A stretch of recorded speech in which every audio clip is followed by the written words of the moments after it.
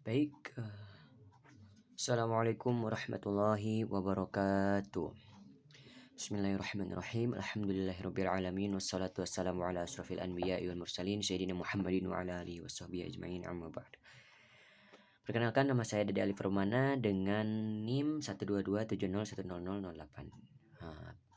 Hari ini tanggal 7 Juni tahun 2023, dan di sini saya akan mereview sedikit ya pembahasan tentang ruang vektor gitu ya. Banyak video-video yang telah saya upload sebelumnya mengenai ruang vektor, lalu ruang bagian, lalu ada kombinasi linier, lalu ada masuk lagi ke bebas linier, bergantung linier, rentang, keterkaitannya, lalu masuk ke basis dan dimensi.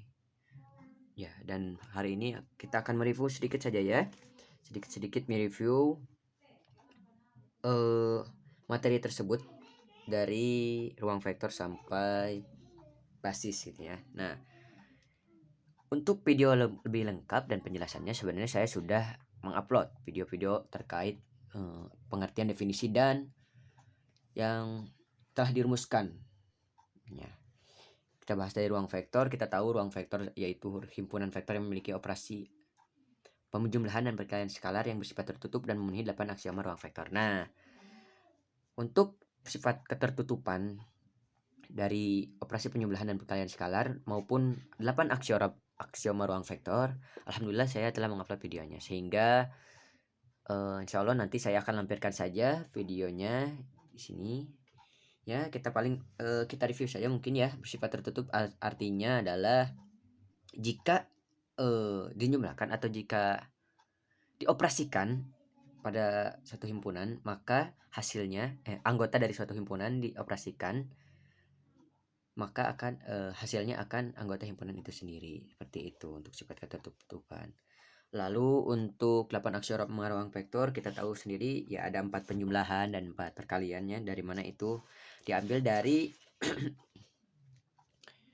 tadi penjumlahan dan perkalian skalar itu sendiri. Kita tahu ada komutatif, x plus y sama dengan y plus x untuk setiap x dan y div, lalu ada dalam kurung x plus y tambah z, lalu kurungnya pindah asosiatif, lalu ada terdapat elemen 0, ada inverse, lalu ada perkalian skalar dengan penjumlahan vektor, terus penjumlahan skalar dikalikan dengan vektor, lalu perkalian skalar dengan perkalian vektor, lalu ada unsur 1.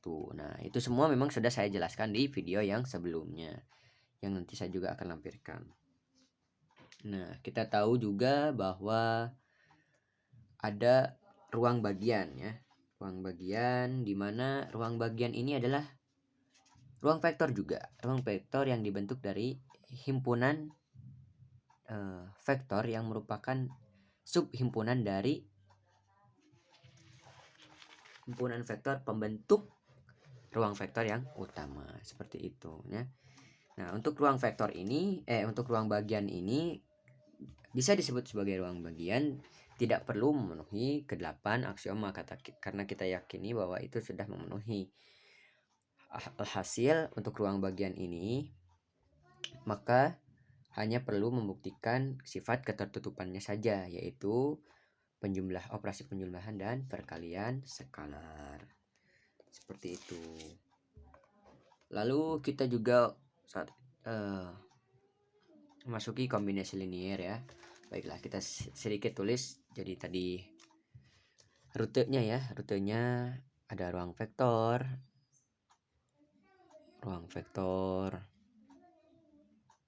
Nah, ruang vektor ini kita bulatkan ya.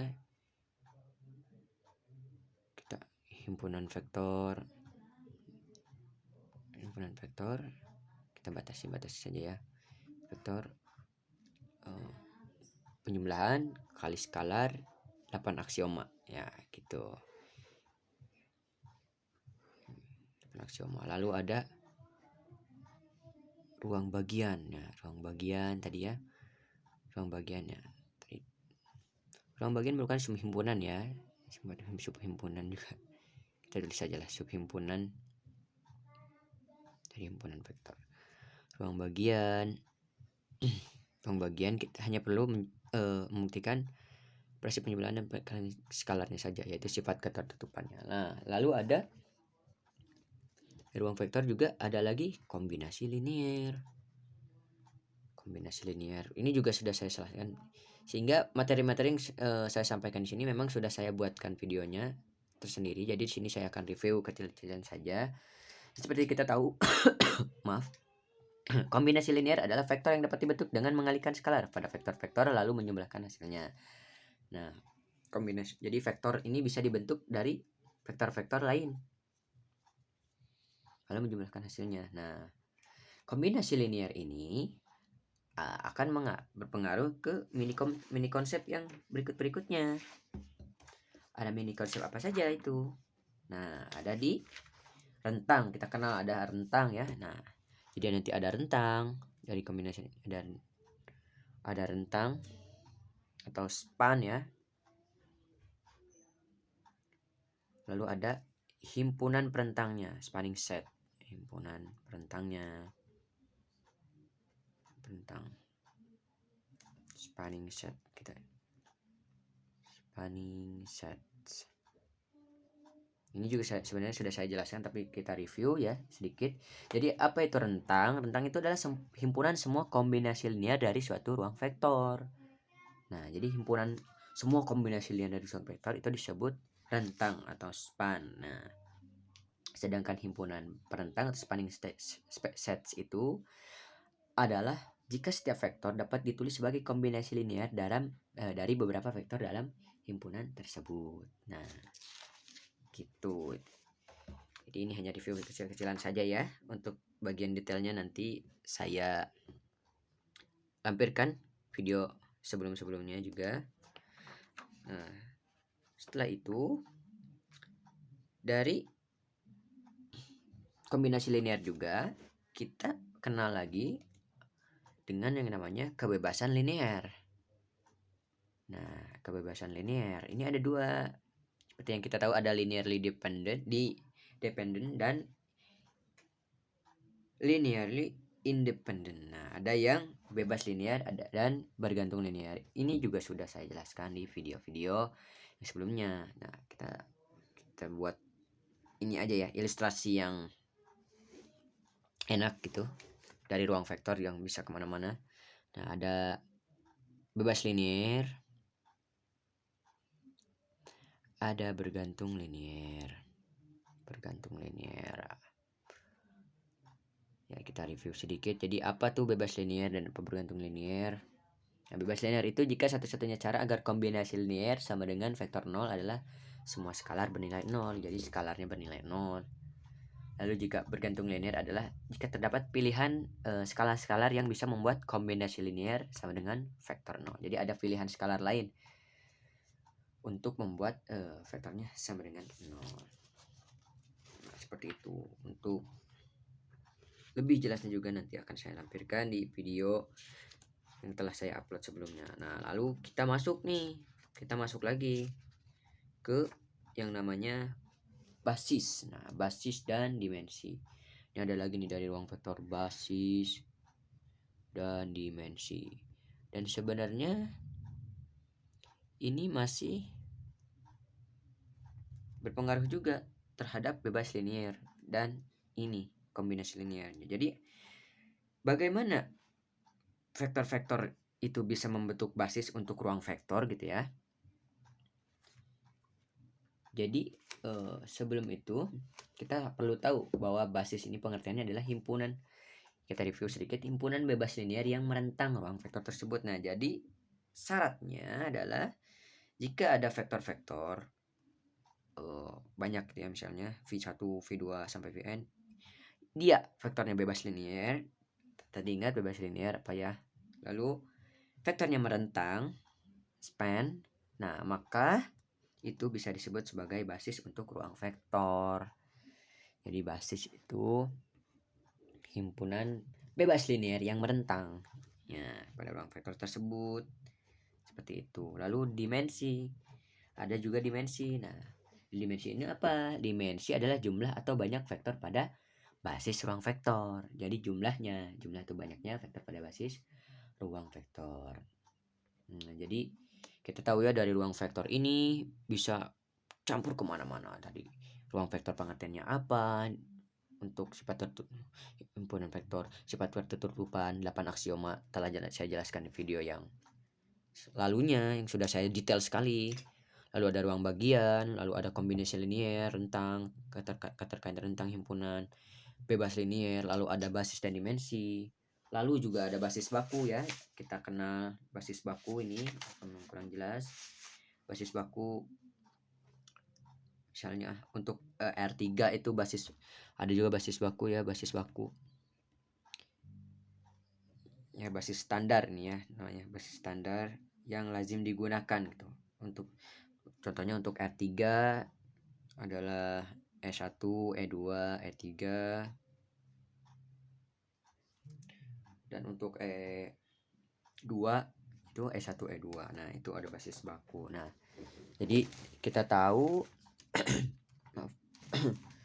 ruang vektor yang telah kita pelajari ini dan materi-materinya saling berkaitan tentunya. Kita dari yang tadi arti pengertian ruang vektor dan dari sifat-sifatnya, terus ke bawah ada himpunan vektor, ruang bagian, kombinasi linier, rentang, himpunan rentang, kebebasan linier, bebas linier, bergantung linier, basis dan dimensi, basis baku. Dan sebenarnya masih ada materi lanjutan, cuman hanya saja di sini reviewnya hanya sampai basis baku. Dan ingat sekali lagi, saya tidak bosan-bosannya mengingatkan bahwa materi-materi detail ini insya Allah saya akan lampirkan pada video-video yang sebelumnya saya telah upload, yang memang itu saya menjelaskan secara detail mengenai yang review kecil-kecilan yang ada di video ininya. Pendapat saya terkait materi-materi ini ya, memang materi ini sangat menantang ya, memang diperlukan ketelitian dan kesabaran dan dalam memahami konsep ruang vektor, terutama yang agak banyak. Dan bagi yang memang belum mengenal ini memang agak menantang atau untuk mempelajarinya, dan kedepannya juga memang masih banyak bahasan-bahasan yang agak menantang lagi ya. Kalimat penutup penjelasannya ya, ruang vektor ini memang sangat penting gitu ya, karena memang teorema-teoremanya dapat memudahkan juga dan banyak juga aplikasinya di kehidupan, dan terdapat juga di buku ya, di buku Stefan de Leon aplikasinya, lalu bagaimana kita cara mengerjakannya dan lain sebagainya gitu ya. Ya semoga memang materi ini dapat benar-benar kita pahami gitu ya, kita semua, dengan mereview, dengan membacanya ulang-ulang, lalu mengerjakan latihan-latihannya ya. Semoga memang kita benar-benar bisa memahami materi ini, dan insya Allah kita dimudahkan dalam belajar ke depannya lagi, ke pembahasan-pembahasan selanjutnya gitu. Ya mungkin demikian itu ya pembahasan dari saya. Jadi mohon maaf bila memang ini kurang komplit, karena memang yang detailnya telah saya upload atau telah saya jelaskan juga di video-video sebelumnya yang telah saya upload, sehingga agar mengefisiensikan gitu ya, karena memang jika dibahas lagi akan panjang. Jadi saya hanya review kecil-kecilan di sini, kita hanya tahu ilustrasinya saja gitu ya. Jadi kita tahu arahnya ruang vektor kemana, definisinya, lalu ke ruang bagian, kombinasi linier, kebebasan linier, basis, dan lain sebagainya gitu ya. Ya, baik, itu saja mungkin yang bisa saya sampaikan. Subhanakallahumma bihamdika asyhadu an la ilaha illa anta astaghfiruka wa atubu ilaik. Mohon maaf bila masih banyak kesalahan. Saya ucapkan terima kasih pada Pak Arif sebagai dosen pengampu yang telah memberikan tugas ini, dan mohon maaf sekali lagi memang jika memang benar-benar masih banyak kesalahan, karena saya sendiri masih dalam proses belajar ya. Alhamdulillahirobbilalamin. Wabillahi taufiq wal hidayah. Assalamualaikum warahmatullahi wabarakatuh.